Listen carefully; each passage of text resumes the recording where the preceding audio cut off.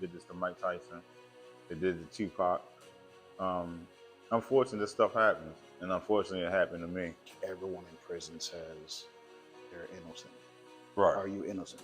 His name is Stripes, a star boxer who was falsely accused of rape. His life was turned upside down.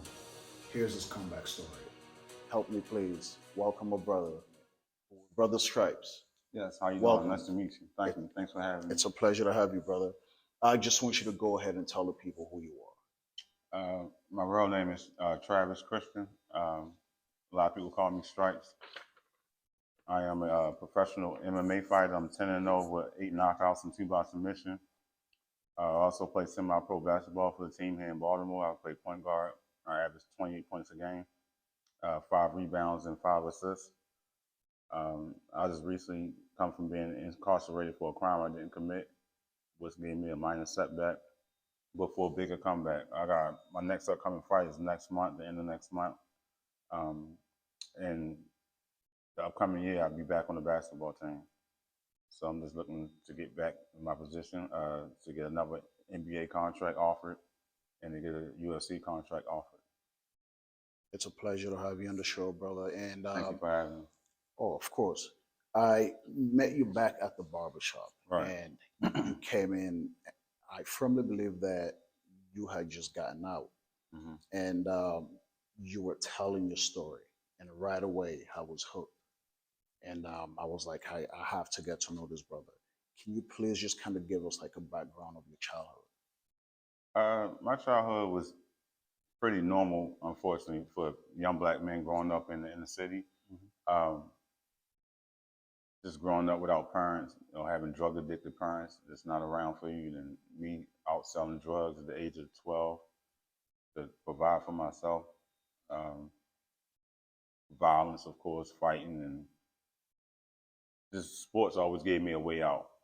It always gave me a way out from playing basketball in school. It's been times that police officers knew I was selling drugs, but they wouldn't lock me up or arrest me because they knew that I had basketball scholarships, and they said they didn't want to do that to me, see me go down that road. Sports actually gave me a way out. I've just been trying to make the best of my situation since I was a kid. I've just been trying my best. That's all I have. That's all I can really do, right? That's it. Just a bunch of unfortunate things, unfortunately, keep happening.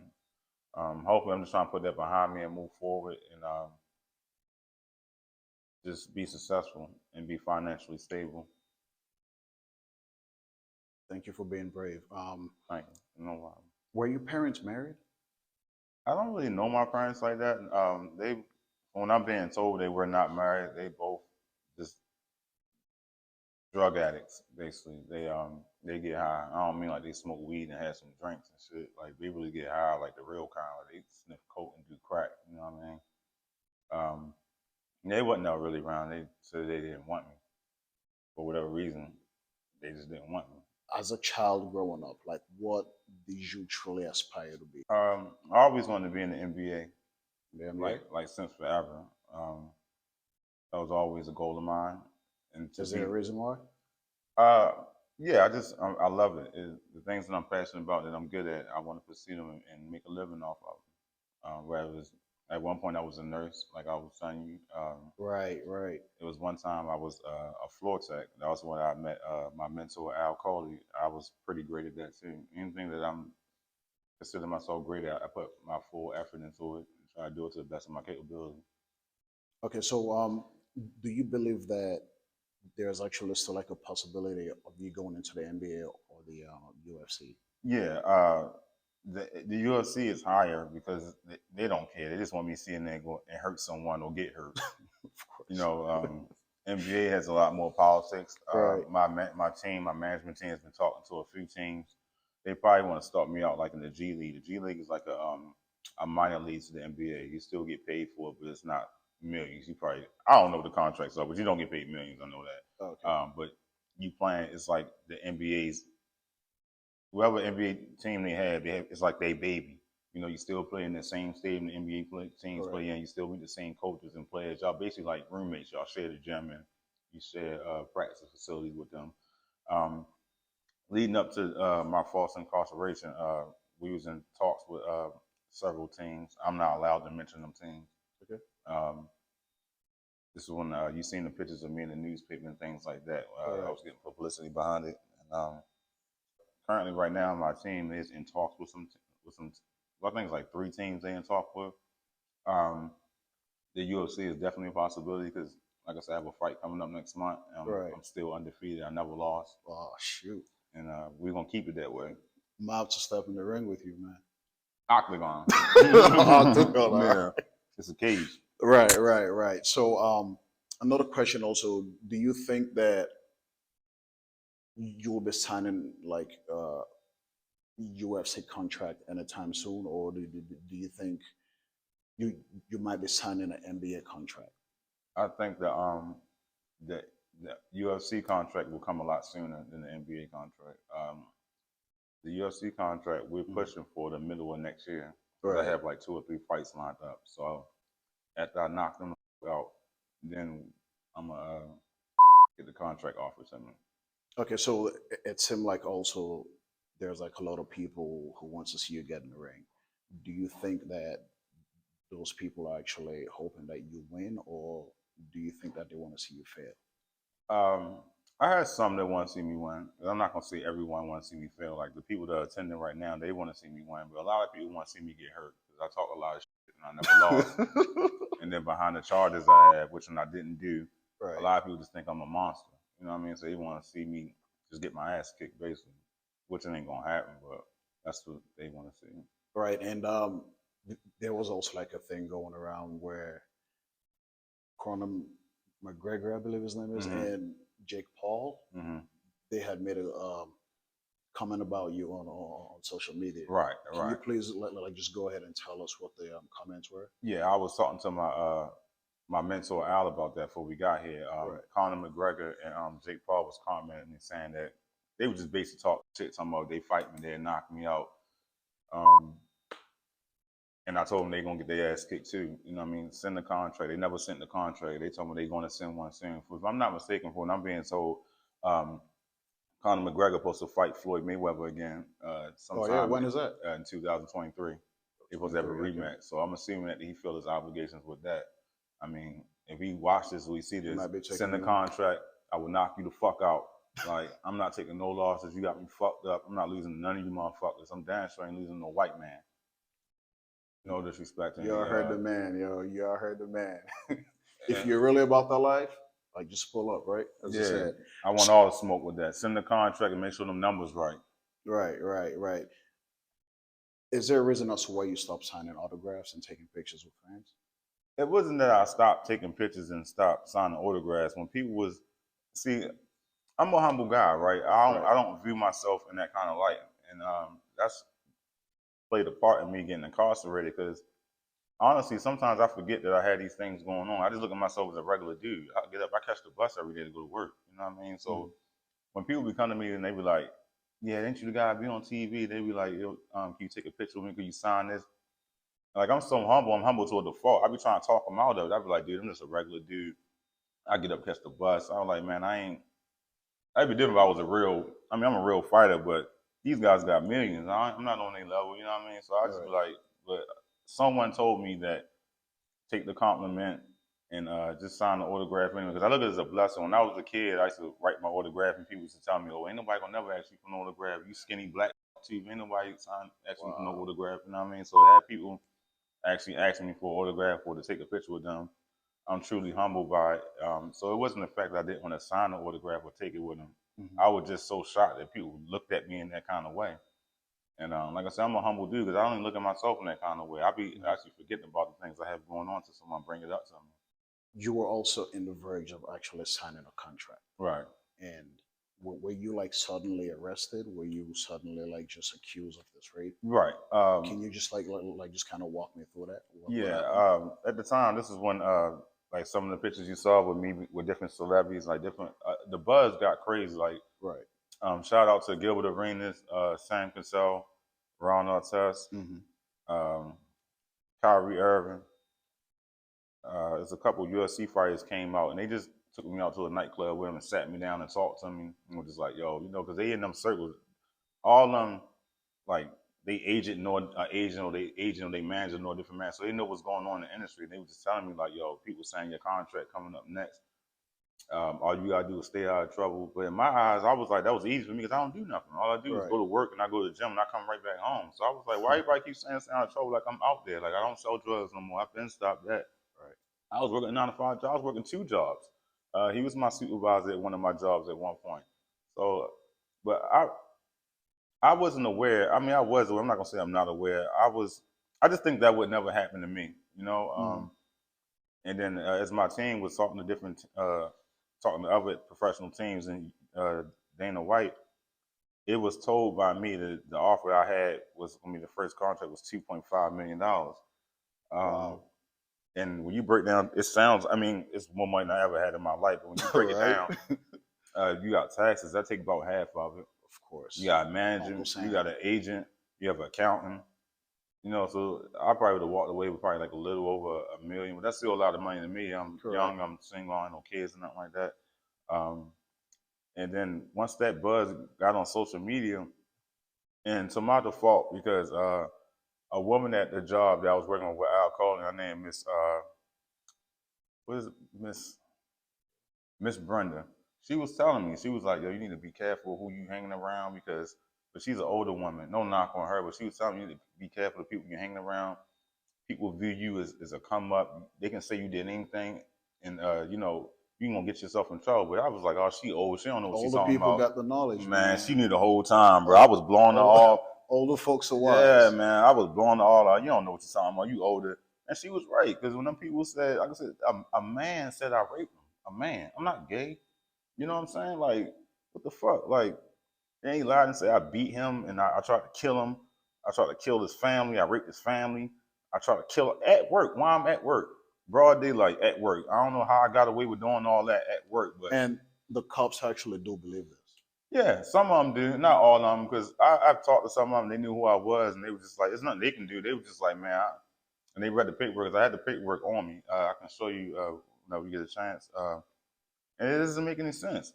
I mean, it doesn't. And then I called some people, again, in front of my mentor who's standing right there, Al. We was coming from work one day. He took me to the police station to try to get protection from me, because they were just harassing me. They was like coming up to the job, and they was like, if you give us $10,000, we won't say you beat on us and raped us.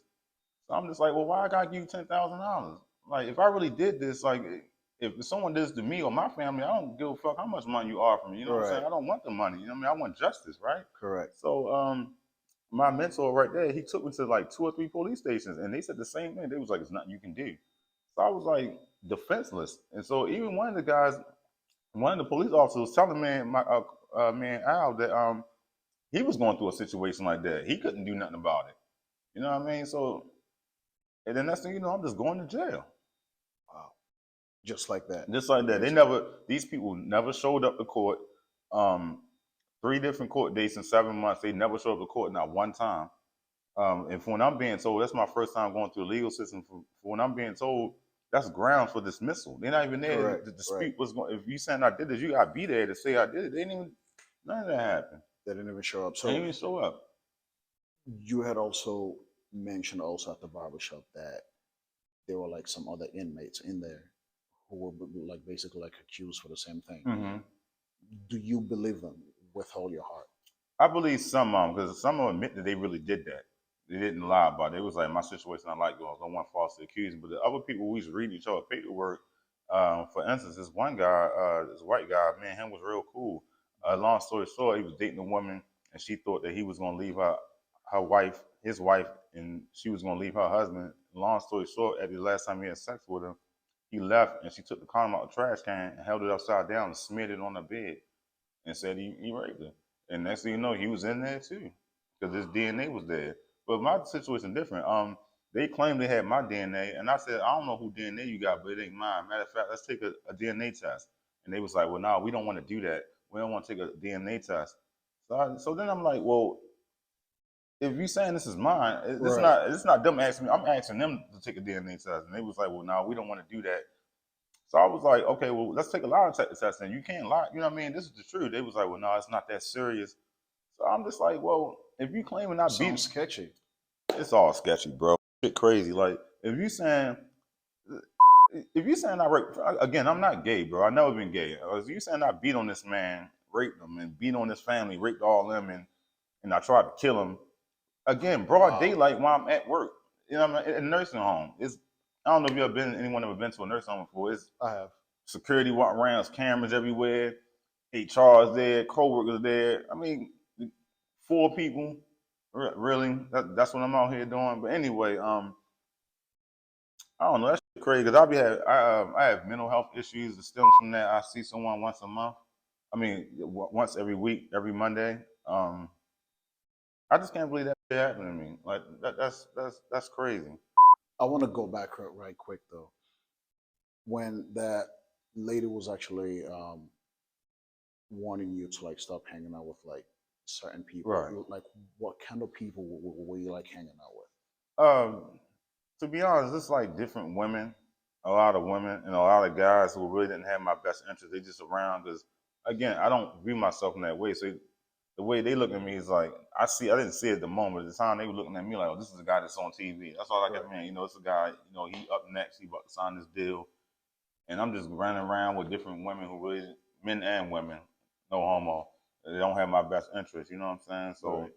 And again, Miss Brenda was telling me the whole time. She was like, yo, you keep running around. Even I was sleeping with women on my job. You know what I'm saying? I'm just running around willy-nilly, just sleeping with random women, not unconscious, just doing without a conscience. You know what I'm saying? But Right.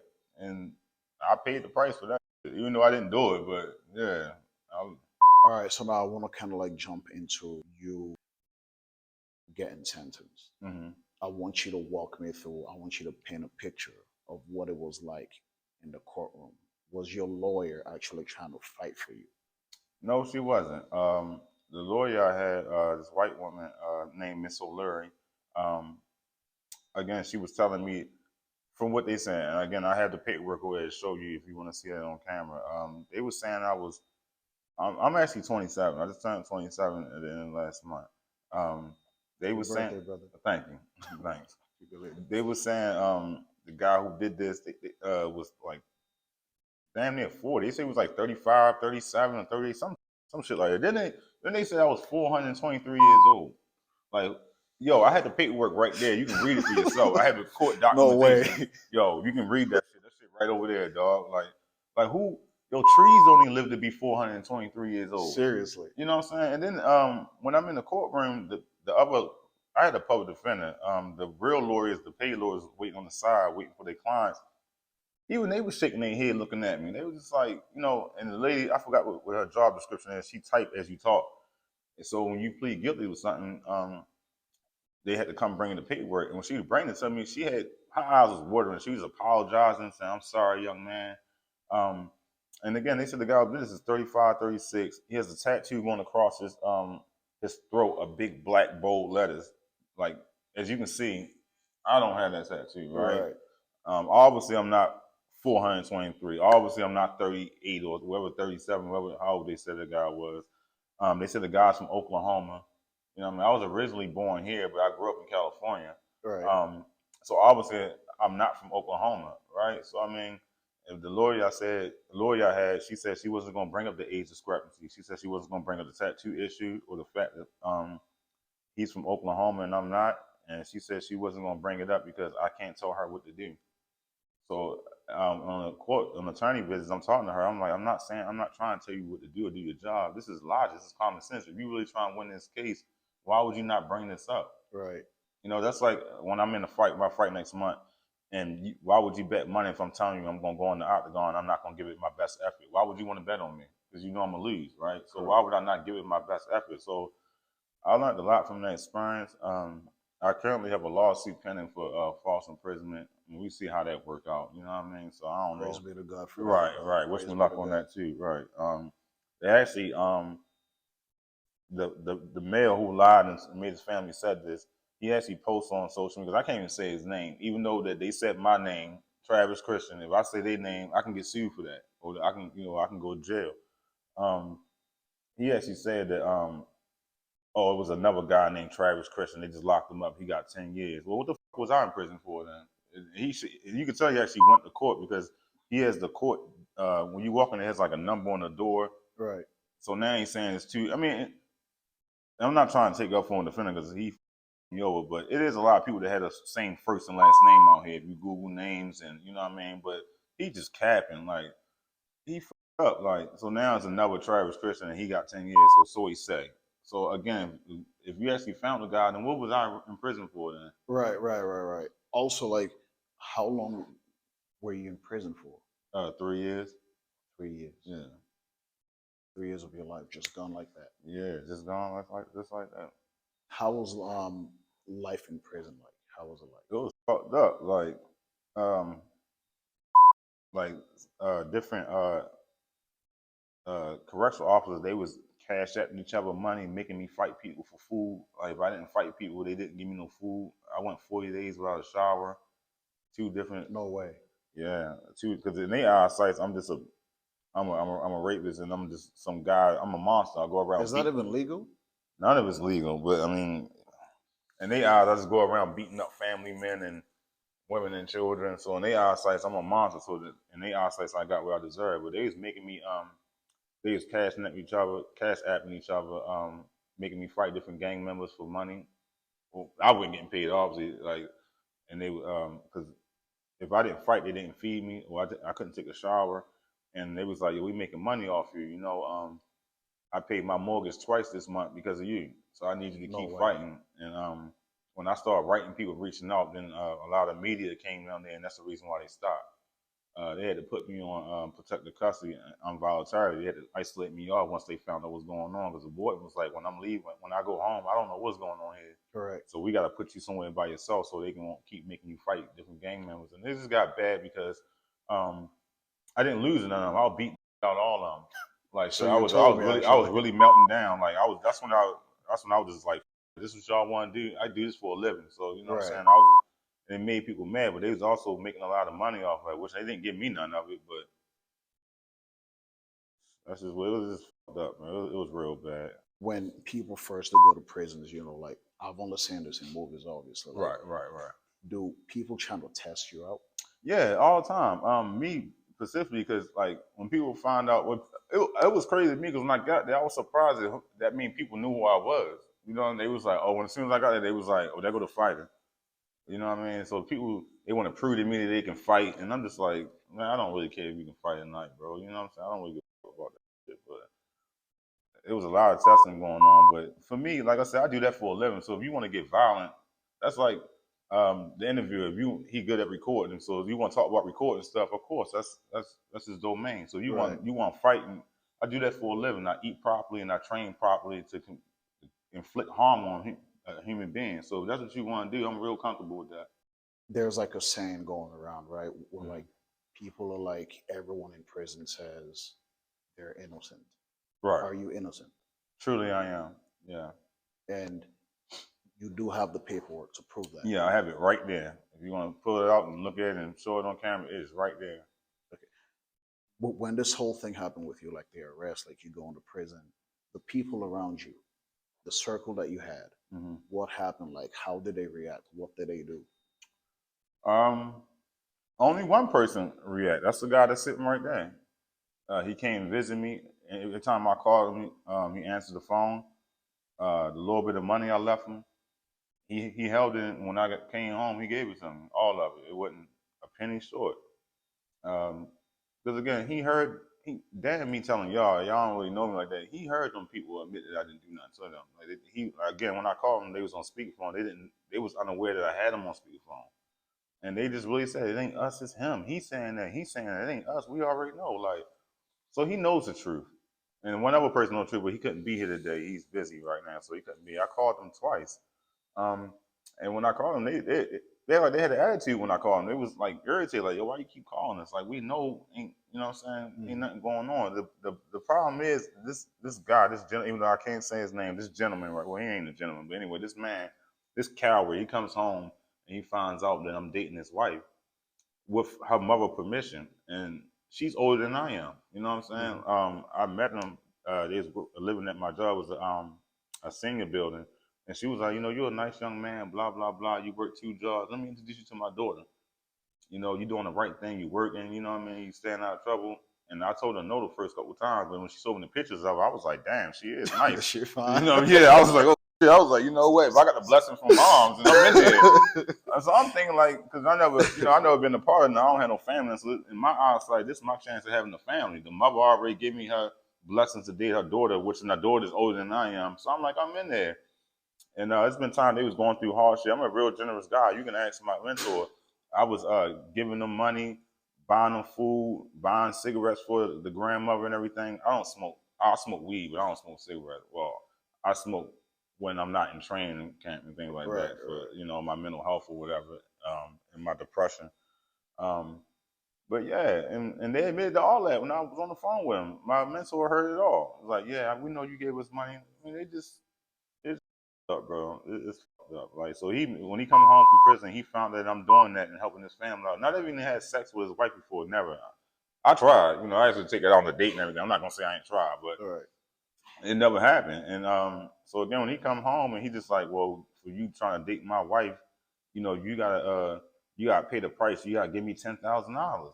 And again, so I'm just like, $10,000. yeah, I mean, I had it just for dating his wife. Yeah, right. I had it to give to him, but when I thought about really giving it to him because then one of my homeboys was like, man, don't give him shit. What are you gonna want next month or next week? What if you want another $10,000 or what if you want $5,000 2 days from now? Like you don't know, you know what I'm saying? So, and I didn't think it would go this far. Something with no evidence that I know and they know for a fact never happened. You know what I'm saying?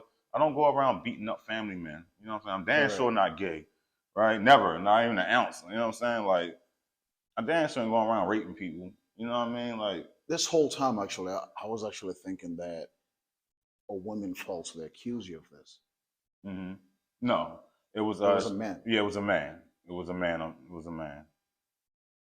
Again, like I said, my mentor was standing right there when I called them. They said it all, man. They was like, it's not us, it's him. He's saying that. And then what made it so bad, I don't know the guy. I never met him. He claimed he met me before. This man, he's a male groupie, is what he is. You know what I'm saying? He claimed he met me. This man never met me a day in his life. Maybe he met the guy that's just locked up now for it. Maybe that's what we're talking about. I don't know what this man looked like who's arrested now for this charge. Maybe we look similar. I don't know. I actually called him and I said, for him, because he's putting this all on social media and this is going viral, right? So I was just like, you know what? You can give him my number. I'll take him up to dinner. We can sit and talk because I don't know what's going on. I'm lost. You know what I'm saying? I work 2 jobs. I don't have time to be sitting on social media all day. You know what I mean? When I leave. So I'm hearing this, and people at the job, it was surfacing at the job. He was my supervisor at one point. We had to look it up because people at my job was talking about it. I was unaware it was even going on until the people at my job started talking about it. So when we looked it up and seen it, we was like, it just, yeah, man. Crazy. Yeah, I was about to get into that actually. How were people at your job actually treating you? Some people ain't believe it. People see through it. You know what I'm saying? But for the most part, a lot of people did believe it. For the most part. Yeah. Yeah. Are you like being called names at work, or is it like a no one called me not at work. They just be like they'd like screw their face up at me, or they'd be like, yeah, we heard you beat that man up and you raped that man and his family. I'm just like, dude, really? That's what I'm out here doing? Really? So you're in the process of being exonerated, right? Right. How I got the paperwork for that too. Does that make you feel like? It makes me feel a lot better, a little bit. I mean, I feel a lot better when it's officially exonerated, when it's really off my name. Again, they said it take a few years for it to happen. There's a lot of people that's in line first before me, so it's not like I just can jump the line. It's a process. So until then, man, I just try to stay positive. I possibly can. I call my mentor, Mr. Scott, as well. I talk to him on a daily basis. I'm still trying to get housing. I currently live in a shelter because I lost my place when I was arrested. And I want to go into this, right? I know that you going to prison, you're getting arrested, you're going to court and trying to prove your innocence. How does that affect you or your mental health? It affects me a lot because some days it's hard for me to even get out of my bed. Like I gotta wake up. Bad, huh? Yeah, it's that bad. Like some days I can't even really get out the bed. Like some days I'd probably be sitting there crying and shit. You know what I'm saying? Like I just can't believe someone said I would do something. And it's affecting me because I live in a shelter now. And even though they were saying, this is crazy, the man was saying I did all this and beat him up because I wanted to move in with him Why would I want to move in with them? He can tell you I had my own place before this happened. I got paperwork for that too. I owe a balance now because I was incarcerated and I didn't pay my rent and I got evicted because I got the balance for that on paperwork too. But why would I want to move in with you? You gonna say I didn't have my own place? I was living on the street. And my mentor will tell you he came to my house a few times and picked me up. I used to live down the street from my job. Like literally, you can walk from my apartment to my job. Like, but it affected me a lot because every day I wake up, I just be like a guy of my caliber living in a shelter. You know what I'm saying? Like, and like I come to work and I still be goofing off with like it's one of my homeboys right there, my man D right there. We be geeking at work or whatever. But a lot of people in work that don't really know exactly what I'm going through, and there be a lot of people there talking shit too. Like he not one of them. He cool though, but it's other guys. I be just trying like when I go to work here, tell you I just sit in the corner by myself and like me and him are talking, maybe like 2 or 3 other people. So, like, what do you do to like cope with your mental health issue? I'm just doing the best I can. I'm not allowed to smoke weed right now, so I can't do that. I just I don't know. Like I said, I call Mr. Scott and I talk to him. I call my other mentor Al and we have a talk, and he just be like, "Man, put that behind you, leave it, let it go." And I just try to pray about it, you know. All right, man. Let's go ahead and take a quick break. Thank you guys for watching. Once again, this right here is my brother Stripes. Stripe was wrongfully and crazily accused of a crime that he did not commit. I couldn't even imagine. I don't even want to take a freaking step in his shoes because the criminal justice system is wild. They don't really try to fight for you if you're a black brother. But to all the young brothers who are watching this, be careful who you hang around. Be careful of the things that you do. And we'll be right back. Please don't forget to subscribe to the channel. There will be more amazing stories coming. Stay tuned. I have a question for you, Brother Stripes, right? Mm-hmm. The family that actually accuse you, Mm-hmm. if they're sitting here right now with you, you're looking them right in the eye, what would you say to them? What would I say to them? Um, I don't know.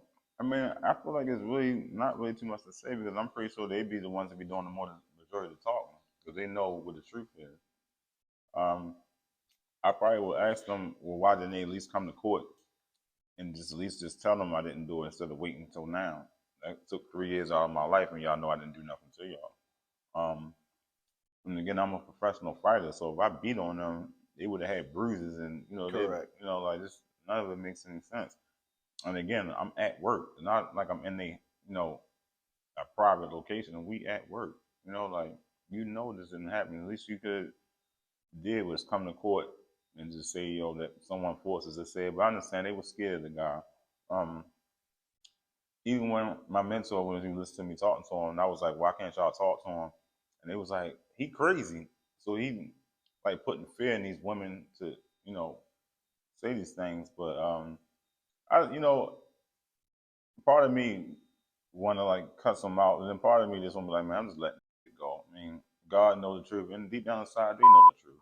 Oh, You know what I absolutely. mean? So damn what society say, and like I just had to let it go.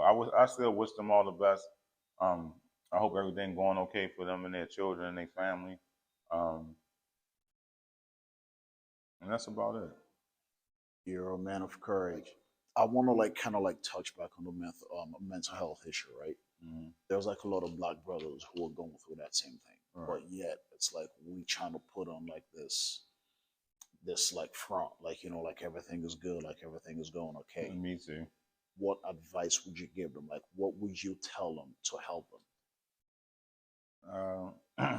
If you feel like you can't get through it yourself, you had to seek out for help. Even me, like sometimes I don't be wanting to talk to the person I talk to every Monday. But I know I'm fucked up mentally behind it. I'm just trying to get through it. Like I said, some days I wake up, I just want to get violent. That's the days I don't want to come to work, but I still come to work, just like laughing and dancing and talking to people. You know what I mean? Just make the day go by.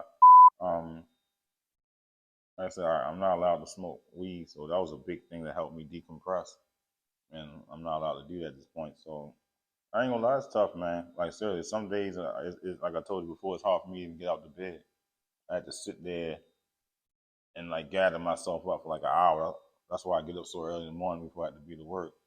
One thing about mental health is that like say if you fall right now off a bike or something, you scrape your knee up, you can see your knee heal, the scab come on there. You can't see your mental health healing.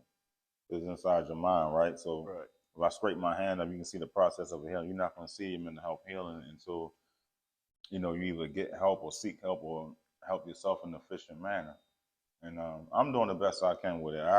That's all pretty much I can really say about it. I had people make fun of me behind that. Even people in my job, you got mental health issues, you been locked up and you crazy. And they think that's cool to be saying to me when that's not cool. You know what I mean?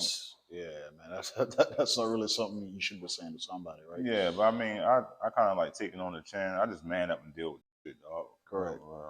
So for me, right, like I have this thing as to like if I'm going through something in life or whatever the case might be, right, I always go back to the source. I always go back to the Bible. There are like so many like scriptures in the Bible that literally like it helps me calm down. And most of the time, like I have my mentor, right, who like I'll just call him up or like like I will just show up to his work and we'll just sit there and talk for hours. I feel as though like with mental health, like people we have to like start talking.